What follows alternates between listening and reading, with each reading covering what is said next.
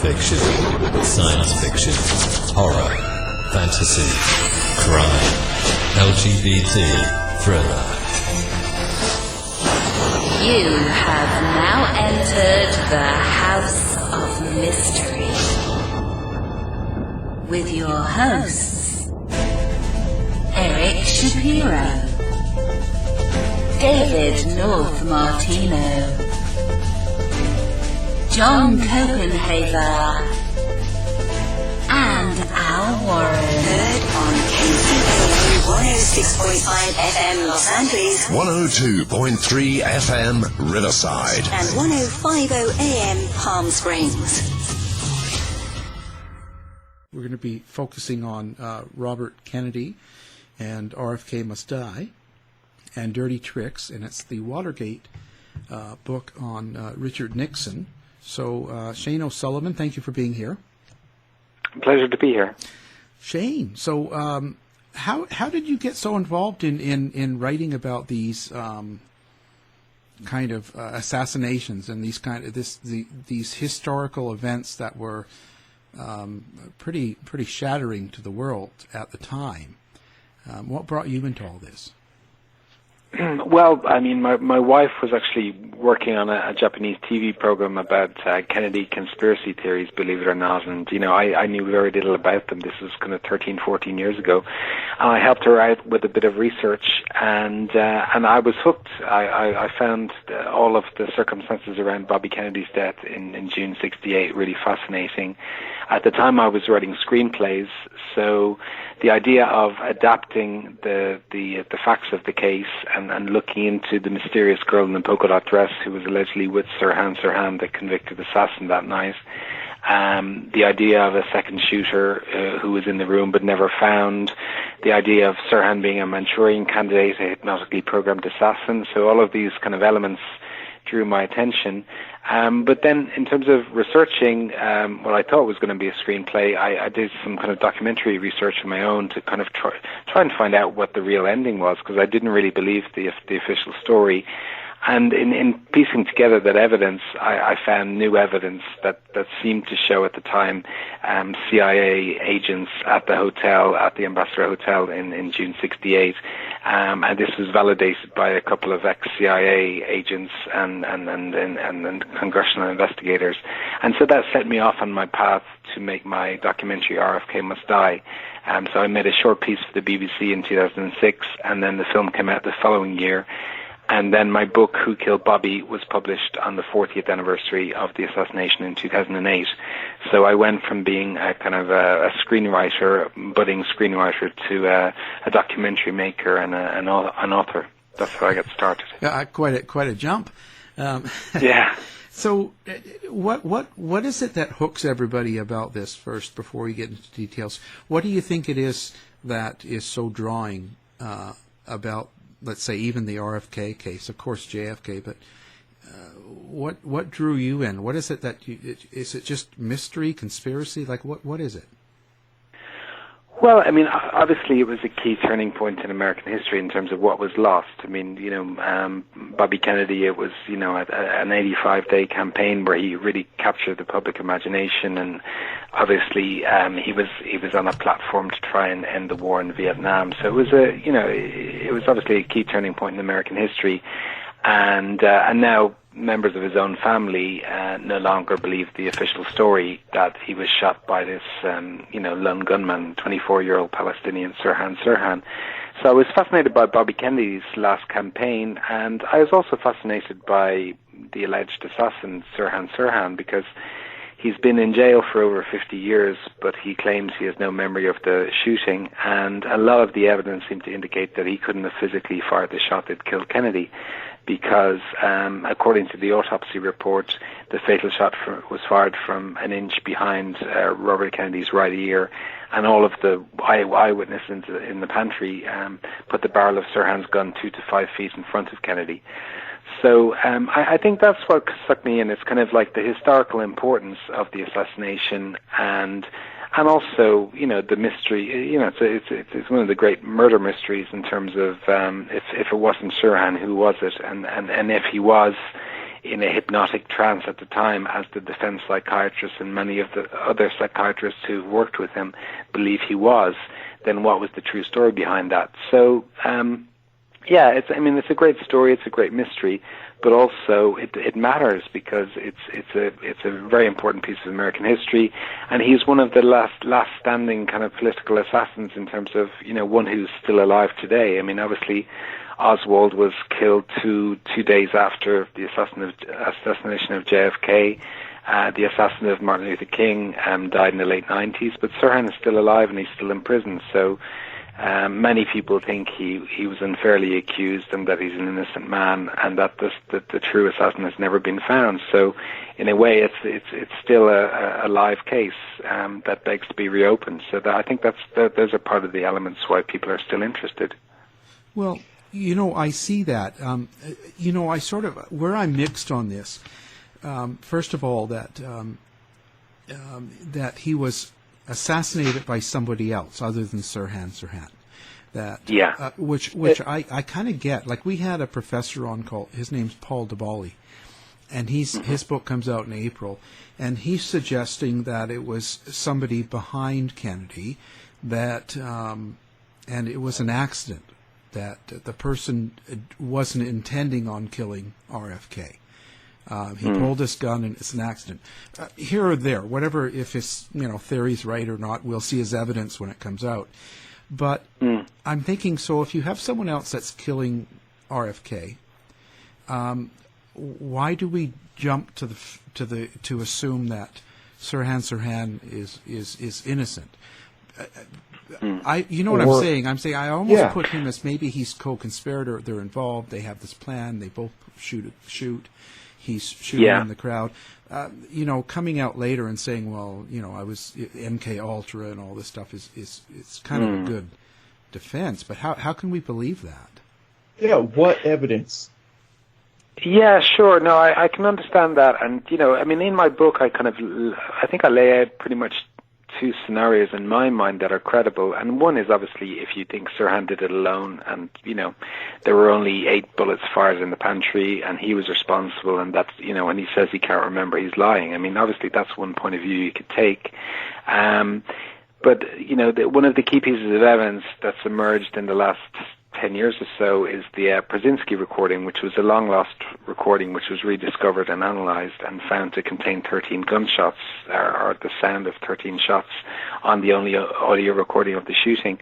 So that supports the idea that the 8 bullets in Sirhan's gun were fired, and also 5 bullets were fired from a second gun in the firing position behind Kennedy, from which the fatal shot was fired. Now, there was a security guard called Thane Eugene Caesar who was standing precisely in that location, holding Kennedy by the right arm, leading him through the pantry at that moment. And there is a train of thought that, when Sirhan started firing, the security guard reaches for his gun. He did have a gun on him on that night. And that he may have, in firing back at Sirhan, accidentally fired at Kennedy. I mean, that is one train of thought, not one that I particularly agree with, but I have heard that theory before. In terms of Sirhan working with a conspirator, I personally don't really buy that, because, I mean, basically he's been grilled and grilled over 50 years at endless parole hearings, and if there was a conspirator, it would serve his own interest to come clean and say who it was. And he's been debriefed by, his defense attorney, a series of defense attorneys, defense psychiatrists, been put under hypnosis, worked with a guy called Dr. Dan Brown over the last 10, 12 years to summon up his recall of events that night. And I truly believe he can't remember. And if he did remember, as I say, it would be in his interest at this stage to have any hope of spending any of the remainder of his life outside of prison to come clean.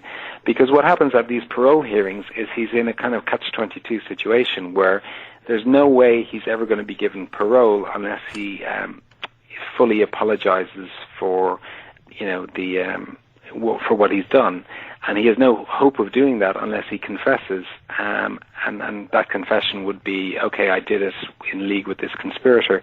But he's never been able to do that because he's never been able to remember. So in a way, he's keeping himself in prison by not being able to remember and not being able to express true remorse according to the parole officers. So it's going against his interest in a sense. That's why I kind of think you have to approach this with two possible avenues. One is that he did it alone, and the other is that he was a patsy, and the hypnotic programming went into that. So he was a kind of a distraction. He got out there firing his gun, but then a professional hitman actually fired the fatal shot that killed Kennedy, and Sirhan then was framed as the convenient assassin. And we can go into all of the the motivation that was planted on him in terms of making him a credible assassin in the eyes of the public. But for me, those are the two possibilities. And Shane, even if he confesses, Shane, do you think that would be accepted? Sure, it would be accepted very well by the government. But the public who believes that this was a giant setup, a giant conspiracy, do you think that his confession would be accepted by them, or would it just be looked at as, you know what, this is part of the conspiracy just to get us to stop looking at it? He's just a patsy, and now he's confessing simply because he's told to. Yeah, I mean, it would be treated with a high degree of skepticism if he did it now, 50 years later. You'd be wondering, well, why is he changing his story? I mean, a lot of this is hypothetical. I mean, I don't know, to be honest, that it would really help his cause at this stage, because I think the political will is to keep him in jail for the rest of his life anyway. So I think his chances of getting out of jail are quite slim. But there was actually... it looked like he was going to get out in the early 80s, because he's been eligible for parole since the early 80s, and he was actually given a parole date of, I think it was 1985, and it was brought forward a year. And just before the year when he was going to get out, there was a change of Attorney General in California, and they did a big campaign against him, and they got his parole date rescinded. So basically, he's been eligible for parole since the mid-'80s, but he's just sat in jail because the politicians want to keep him there, So ever since. I think the two most convincing pieces of evidence that we have that he's telling the truth, as I say, is the Brzezinski recording of 13 shots in the pantry. I don't believe Sirhan went in there knowing there was another gunman involved, or knowing a conspirator was involved. And also the fact that Dr. Dan Brown of Harvard Medical School he's spent over 150 hours with Sirhan in prison in California over the last 10, 12 years, trying to summon up his memory of the shooting. And there's just a blank. There's a blank at a certain point where he meets this girl in the polka-dot dress. He goes back to the hotel in search of coffee. He meets the girl. She leads them into a dark place, which turns out to be the pantry. And then, and he's kind of sexually attracted to this girl and thinks he's going to make it with her that night. No indication that he has any thoughts of Kennedy at that time. And then there's a blank until he wakes up and he's been choked on the steam table by people jumping at him after the shooting. Some of that kind of blackout period was kind of targeted by Dr. Dan Brown to kind of see, what else he could summon up from Sirhan's memory about that. And during his work with Sirhan, on 3 separate occasions, when he was given a cue word or a certain keyword that triggered the program, Sirhan took a firing stance as if he's on a gun range, saw Kennedy coming towards them, but saw Kennedy as kind of a firing range targets and started shooting. So this is what Dr. Brown calls range mode, which he suspects is the program that Sirhan was given to enact when he was pinched by the trigger girl, who may have been this girl in the polka-dot dress, and given this cue word that would set him off firing and then not remembering what he'd done. So that's the theory. I mean, it is a kind of a way out theory, but it is something that the CIA was trying to perfect in the mid-'50s in response to what they thought the Russians were doing at the time. Of course, the CIA said it was never successful, but then they would say that, I mean, it would be too scary to the public. Yeah. So, yeah. And it all works. It all works in the government's favor. Now, you said a key word there that I kind of want to get your take on. You said 50 years ago. This happened 50 years ago. Now, I work in corrections. I work in the legal environment, and time is always on our side. Do you think that they're waiting to kind of release a little bit of this? Because, this generation, we remember it. We remember JFK. We remember RFK. We understand the Manchurian Candidate to some extent. But this generation, the Google generation. Yeah. Yes. I mean, do you think that they're waiting, okay, this generation is going to look back on this and who cares? Who is this Sirhan Sirhan? Who cares? Yeah, yeah. And why would this matter? And, are they just waiting until time is on their side? Yeah, I mean, it's a difficult question. I think without the support of the Kennedy family, I think we'd be kind of sunk. I think it would be very difficult to reopen a case like this. Because, as long as I've been researching the case, everybody always says the same thing. The politicians aren't going to do anything until the Kennedy family support a reopening.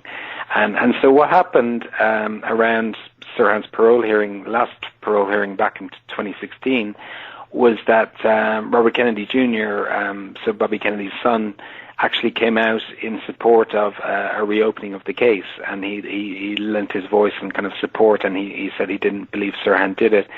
And then last year he went and actually visited Sirhan in prison and spent several hours with him and found him to be quite a sweet guy, and then has publicly said since that he doesn't believe Sirhan killed his father.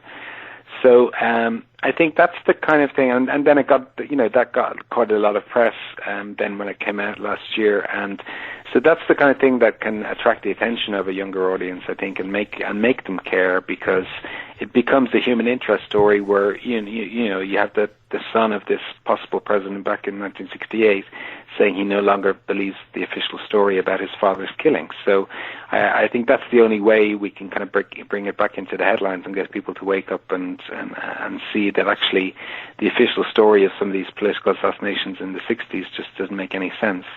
And I think the other, even in the JFK case, you find a couple of years ago, and it was the 50th anniversary of the JFK case, you had the CIA historian come out and say, essentially, yes, we did cover up, or we didn't share all the information we had with the Warren Commission at the time because we didn't think it was in the country's interest. And so we did essentially, there was a benign cover up. We weren't doing it for the wrong reasons, we were doing it for the right reasons. So there is a bit of a crack showing in terms of people reassessing some of these cases and beginning to think there may be an alternative narrative to some of these things. So I think all we can do is keep plugging away, but hopefully the support of the Kennedy family themselves will help us get the media exposure to get people to reassess these things. And who's going to buy before that? Before all the key players die out, obviously, Well, Shane, who's going to buy that argument that, okay, here's more information. We really didn't think it was in the government's or in the public's interest back then. Here it is now. Now, you're talking to a conspiracy theorist. Why would I believe it now? How do I know that this isn't, just made up? That this isn't some way to cover up what I believe is true? Yeah, I mean, I think this is an official response to, some of the thousands and thousands of documents that have been released that kind of put, the CIA historian into a corner. I mean, there's now such a volume of documents showing that the CIA wasn't showing its hand or kind of sharing all the documents it had with the Warren Commission that it's just ridiculous to deny that at this stage. So they're slowly beginning to admit in drips and drabs what they did back then. But, I think you can never depend on them for the official story. I think it's more for the research community to kind of pounce on some of these documents that have been released as a result of the JFK Records Act to begin to piece together what happened ourselves, and not rely on the official agencies, to once again sell us a fake version of history. When you come to MK Ultra and Sirhan Sirhan, then, wouldn't that suggest that it would be a government agency, probably the CIA? Yeah, I mean, I think it's certainly wise to kind of think about who had the capability to run that kind of program at the time.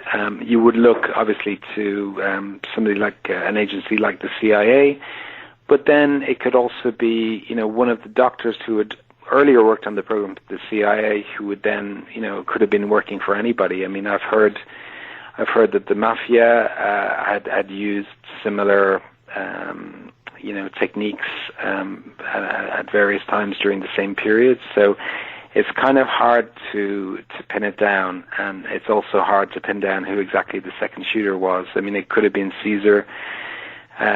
He was in the right position. He lied about owning a 22 that was very similar to the 22 used by Sirhan. He said they didn't have it with him on the night. He said he sold it three months before the assassination. He ended up selling it 3 months after the assassination, and saying that the gun had been used in a police shooting.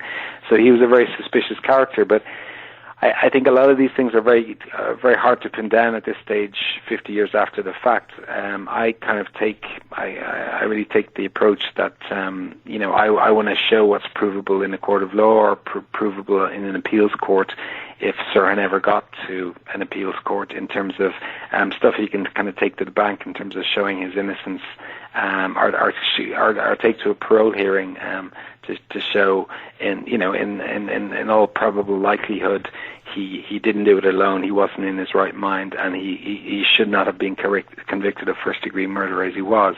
Back in '69, he was given the death penalty. So if that legislation had been changed in California, and if they hadn't rescinded the death penalty in 1972, he would have been dead in 72, 73, and we wouldn't be having this conversation, So while he's still alive, I think it's very important that we look at the facts of the case, and we take it as far as we can. I'm not sure we'll be able to identify the second shooter, or who the doctor was who programmed him, or even who the agency or our organization were who actually paid for the assassination. But we can certainly prove that Sirhan did it, or that there were more involved.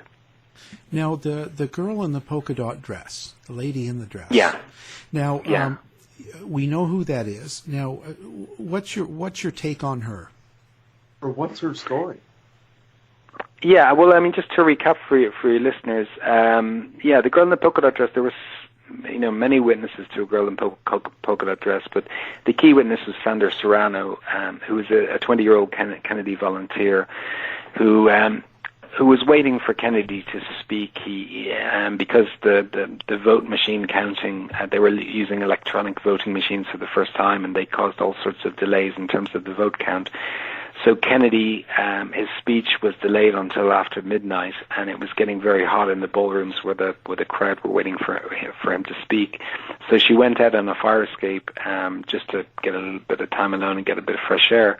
And 20 minutes before the shooting, 3 people came up the fire escape: a girl in a polka dot dress, so a white dress with black polka dots, a Mexican-American man in a gold sweater, and a short, scruffy man who she later identified as Sirhan Sirhan.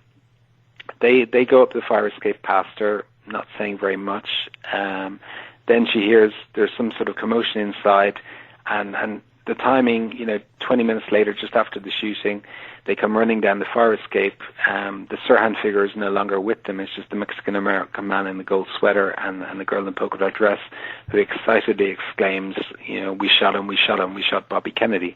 And they run down the fire escape and they flee. Sanders Serrano doesn't know what to make of what the girl has just said, but goes inside to investigate, and sure enough, people tell her that Bobby Kennedy's been shot. And within 90 minutes, she's on NBC television, which is now broadcasting live kind of interviews with witnesses, and she tells her story to Sander Van Oker, and so the girl in the polka dot dress story kind of hits the airwaves. And in the days after the assassination, she was identified as the key possible conspirator with Sirhan.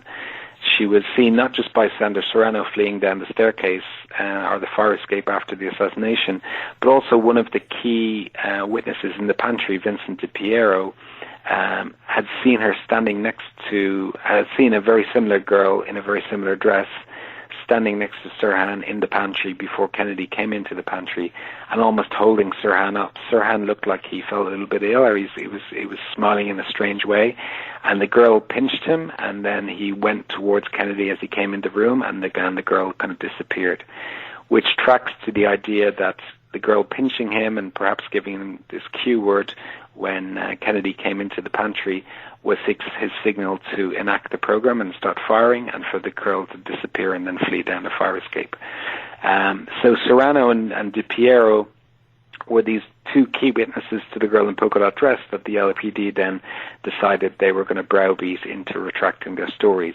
So they went to work on them, and there was a guy called Hank Hernandez who had some interesting connections to the CIA, who was the polygraph expert at LAPD, and after a series of interviews with both of them, he gave them polygraphs and told them that the polygraphs said they were lying, basically, and there are still audio tapes of those interrogations, and they break every rule known to forensic science in terms of how you're supposed to conduct polygraphs.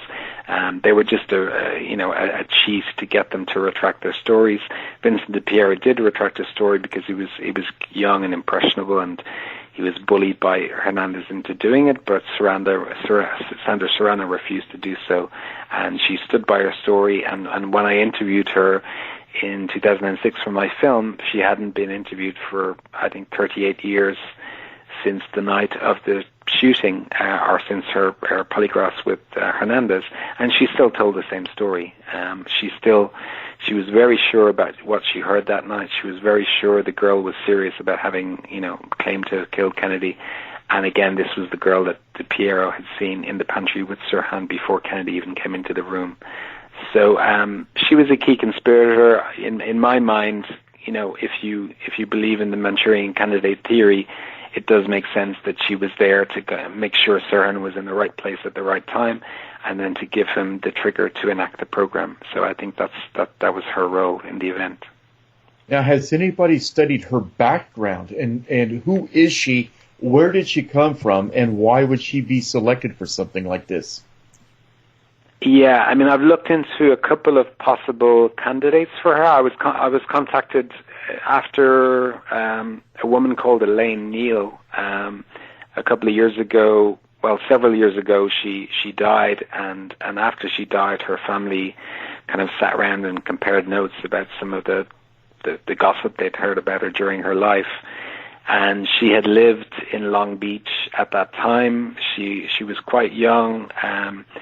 She was caught up with a kind of a strange crowd. One of her later husband claimed to have been involved with the CIA, claimed to have been involved with MKUltra and mind control, and had mind control powers.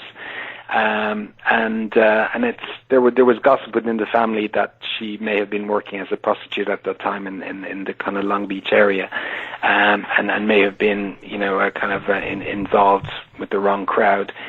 She at a church service in the late 70s with this later husband took out a box containing a white dress with black polka dots and wanted to wear it to church one Sunday, and her husband just went ballistic. He was very upset because he thought her cover was going to be blown, and this became a point of discussion in the family, and they suspected, and her husband later claimed, that she was the girl in the polka dot dress from the Bobby Kennedy case. So I talked to her family, and I couldn't really take the evidence any further in terms of pinning that down, but she's probably the closest that I've come in terms of identifying the girl. But again, I only got that lead, and the family only started kind of coming out in the open about it when she'd actually died several years ago. So I'm not too sure how far we can push that one. I mean, how convenient, Yeah. But this is the unfortunate thing. Deathbed confessions are great, but then they don't leave much to go on. Once you can no longer talk to the key perpetrator or witness. You can't push for credibility.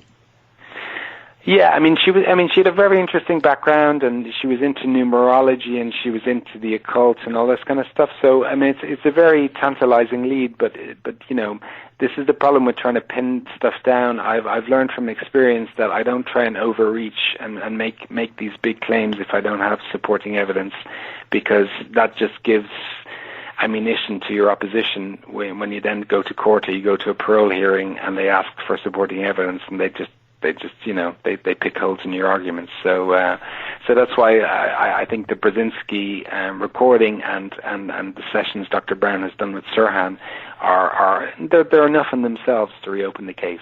And I think Robert Kennedy Jr. feels the same way. Now, I'm sorry, go ahead. I was just going to say, do you think that the girl in the polka-dot dress, the one that you were kind of assigning to her possibly, does that type of profile fit?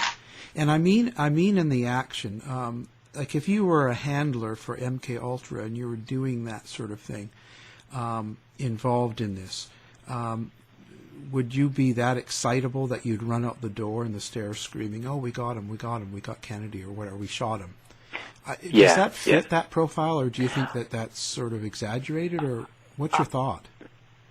Well, I mean, this is the problem when you're looking at a case like this, because I mean, you know, it really doesn't make any sense, you know, that she would exclaim like this and make that claim, you know, to be overheard by a witness who would then act on it and bring it to the attention of the authorities. Of course, it makes no sense at all. But you know, I mean, these aren't kind of cold, meticulous operations conducted by trained robots. You know, these are just human beings who I guess get swept away in the adrenaline of the moment, and which may explain why she gave that excited utterance, thinking that maybe she wouldn't be overheard by Serrano, and thinking that once they'd hit the fire escape, they'd escaped and you know, they hadn't been apprehended and they'd got away with it. So it's kind of crazy when you look at a case like this under the microscope. There are so many strange things that people do, and the same goes for the Watergate case as well. And you just have to look at the balance of the evidence. I mean, for me, it is a crazy thing for a conspirator to say,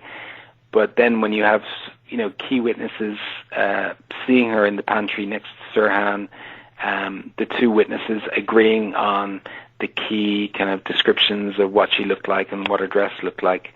I think that's kind of strong evidence that she was there and she played a role, even if her behavior is kind of not exactly textbook assassination conspiracy stuff that you would expect from a planned, meticulously planned assassination plot. Now, Shane, in your investigation, I mean, you know, this would serve the public interest, what you're reporting, but it would go against the government agenda as we understand it as conspiracy theorists. So, and yes, I emphasize that. But have you had any opposition in your investigation for these, you know, these new revelations that you're making in your book? I think at this stage, it's surprising how slapdash the California authorities were. There was a habeas corpus petition filed by Sirhan's attorneys that they were still chasing up several years ago, and it went to the Attorney General of California at that time, who was Kamala Harris, who's obviously, you know, now running for president. And you know, you would think they would take a serious look at the evidence and open it up and take a fresh look at all the documentation which is in Sacramento at the California State Archives anyway. But what they did was they basically subcontracted their investigation into it to a kind of a British author who is known as being kind of the Gerald Posner of the RFK assassination, who basically his line is, "That wasn't a conspiracy. That wasn't a conspiracy." He just makes his whole book is towards supporting the official story and knocking down any notion of conspiracy theory without any objective view of the evidence. So what they did was they just brought him in as a consultant, and he wrote their brief for them. That's how lazy and how complacent they were in terms of their eagerness to reinvestigate the official stories. So I haven't had any harassment or anything like that. It's just kind of disinterest and refusing to even answer the queries of Paul Schrade, who Paul Schrade was he was a close friend of Bobby Kennedy. He was is one of the key labor leaders involved with him at the time. He was on the platform at the Ambassador Hotel with Bobby Kennedy that night, and he was walking 8 feet behind him through the pantry when Kennedy was shot and Paul Schrade himself was shot in the head. And, I think if it would have been an inch further down, he may have been killed himself, but he survived. And then in the early 70s, he began to feel that Sirhan didn't do it, that there was a second gun involved. And ever since then, since about 1974, he's been leading the campaign to reopen the case. And he's consistently lobbied the California authorities to do something with the support of Bobby Kennedy Jr., and they just ignore him. I mean, he writes to the LAPD, he writes to the Los Angeles District Attorney's Office, California District Attorney, and they just brush it away. So I think in that kind of situation, it's not so much an active threat as just disinterest and kind of not replying to correspondence until the media coverage of the case gets to such a pitch that they have to do something. Which again is where the Kennedy interest comes in. Where if the media suddenly get interested in the case, then the authorities have to do something. So I think that's the way we need to go to get something done in the case at this late stage. Because this. Oh, I was just going to say, did the ballistics match? So the shots that actually had entered Kennedy's body and that killed him. Now, did the ballistics of those bullets match that of Sirhan's gun? Well, with the fatal shot, it was very difficult because it was a kind of bullet that mushroomed once it hit Kennedy's head. Once it went into his brain, and it mushroomed and it broke into tens and tens of pieces. So they were it was hard for Thomas Noguchi, who was the coroner, to even determine what caliber of a bullet it was, because it mushroomed and then broke up into so many different fragments. In terms of the rest of the evidence, there were 3 bullets in pretty good shape for comparison with the bullets from Sirhan's gun. But the problem was that nobody independently looked at those until 1975, which was 7 years after the shooting. The guy who had actually looked into it for LAPD, Dwayne Wolfer, was under investigation at the time for forensic or ballistics errors in other cases. The LAPD backed him up for his work at Sirhan's trial, and he claimed that test bullets from Sirhan's gun matched the bullets that were found in Kennedy and some of the other victims. But then by 1975, due to a leaded barrel, when they tried to fire new test bullets from Sirhan's gun, the gun would no longer put kind of clean markings on the bullets to allow such a comparison. So they could no longer 100% say that the victim bullets are the bullet that came, the Kennedy neck bullet that was lodged in his neck. They could no longer say 100% that those bullets matched Sirhan's gun. They felt there was a likelihood they did, but they couldn't be sure. The only thing that they could say was that the bullet found in Kennedy's neck, and the bullet found in Wiesel, and the bullet found in Goldstein, they all matched. So there was a gun that did the damage in terms of those 3 bullets, but they couldn't 100% match the victim bullets to Sirhan's gun. So again, that was spun in the press as being no evidence of a second gun, but actually what it meant was that the victim bullets and the barrel of Sirhan's gun had deteriorated to such a point that it was now too late to say. So again, there's not much more we can do with that. But again, the Presidency recording indicates that 13 shots were fired. There were bullet holes found in the pantry door frames and the center divider in the pantry of the doorway through which Kennedy came on his way from the stage through the pantry. And those also support the idea that there were 3 bullets. There was a bullet that went into Kennedy's brain. There was a bullet that was lodged in his neck. A bullet that went through the shoulder pad of his coat. Another that went through his armpits. There were 5 victims injured, and as I say, there were at least 4 bullet holes found in the pantry center divider and the doorway. So that amounts to pretty much the 13 bullets and the 13 gunshots that were heard on the Presidency recording. So I believe that there were 2 guns and that there were 13 shots. So somebody in there fired 5 extra shots, and most of those did the damage to Kennedy. Man, they wanted to make sure the job was done.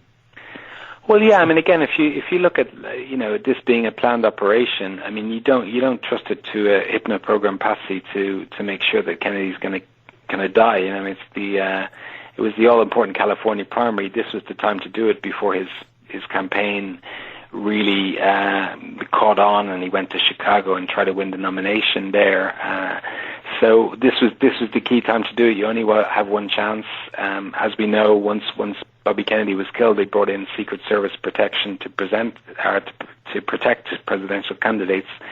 So if this had failed, they probably wouldn't get another chance. So, I personally don't believe they would leave it in the hands of just one assassin. They would have Sirhan out there to take the fall, but they would have a professional hitman there to do the job properly and get away. And so, I feel that's what happened. Now, you mentioned the term hypno-programmed, and again, I kind of buy into this theory. Watching the video and listening to reports of what Jack Ruby did, they say that it's almost like he was hypno-programmed. Do you think that there's a connection? Or that this is an umbrella, I don't know, I don't want to keep saying the word conspiracy, but an umbrella. Let's get all of them, and let's use these patsies to do it.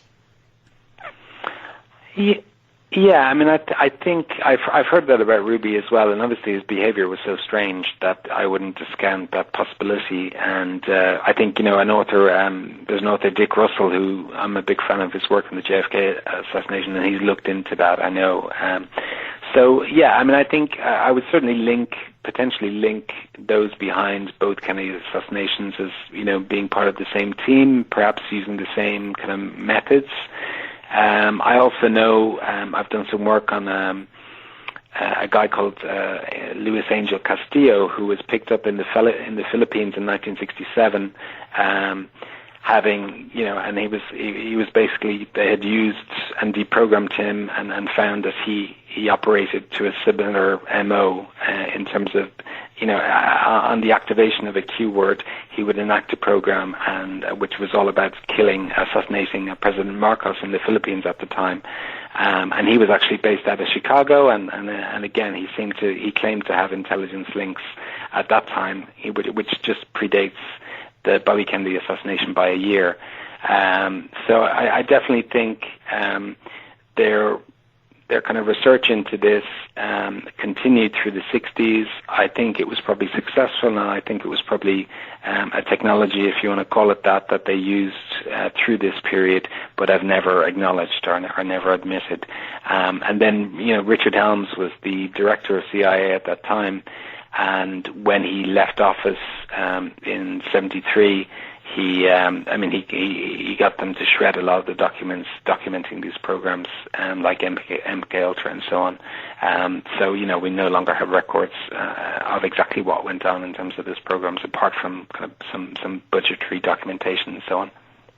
But something you said earlier kind of gives me a little bit of hope. Having some intimate knowledge of said programs, that it seems as if people have gotten complacent. And like we said earlier, we're alluding to an earlier point that it's been 50 years. And not just MK Ultra, but other programs that we have, profiled on this show as well. Do you think that given the complacency of the government and the lapse of time, do you think that we will ever really know the truth? Will they let it slip out, or will they just say, it really doesn't matter anymore. Let's just declass all of this stuff. I think the problem is that some of the guys who were doing this back at that time, it was so closely held, and the compartmentalization within CIA of these operations. I mean, they normally aren't put down on paper, and they're closely held by the couple of people involved. I mean, so many times as I was looking at CIA in relation to the Kennedy assassinations or in relation to Watergate. So many times these operations were known to kind of a couple of senior figures at the top, and then whoever was directly involved on the ground, but nobody else. And they operated on a need-to-know basis, and they just didn't share information, and they certainly didn't put it in writing. So obviously, as some of these people die off, and they're no longer alive to confess to any of this stuff, and if there's no written record, the nature of these operations and what they did dies with them. So, unless we do have a kind of a very old whistleblower who makes this deathbed confession, it's very hard to get at the truth, other than painstakingly go back through the documents that we have and kind of do an analysis of them in terms of coming up with what the most likely explanation for what happened. Now, one other person that was there that we haven't talked about much was Caesar, the security guard. Were you able to find anything out about him? Did he have kind of a weird background or a good background? What was his ties? Well, I mean, I've mixed feelings about Caesar, because obviously he was in the right position. He did have a gun with him on the night. He claimed it was a .38, but he also owned a .22.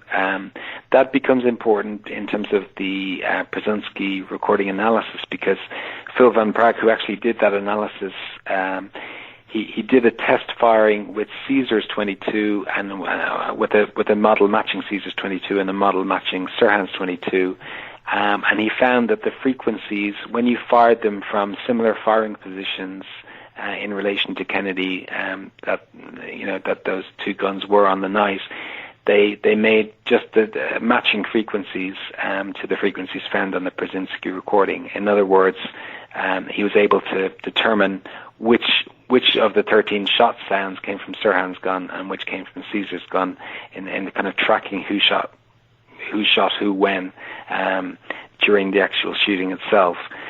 So that again seems to support the idea that the second gun was Caesar's .22. On the pros and cons, on the con side, I mean, he was a part-time security guard. He went bankrupt in the 90s. He doesn't ever seem to have had very much money. He's currently living in the Philippines with a Filipino wife. He doesn't seem to have profited from this assassination in any way.